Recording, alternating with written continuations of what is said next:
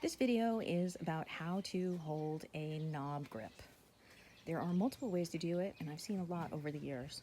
The most common ones I've seen are like this, between the index finger and the tall finger, usually at the tip of the finger, although some people do it down here, although I think you have a lot less control when you bring it this far back in your hand versus here because you have more flexibility at the tip of the finger. I've also seen it like this, where people grip between the index finger and the thumb. I've also seen it like this, where people pull it down their hand and have the whole hand in front of the ball, and the ball is at the pinky and back end of the hand. And I've also seen it like this, where the palm is holding the whole knob. Your mission, should you choose to accept it, is to be able to switch comfortably between the grips while you're in flow, so that even while you're spinning, you can move from one grip to another and back again.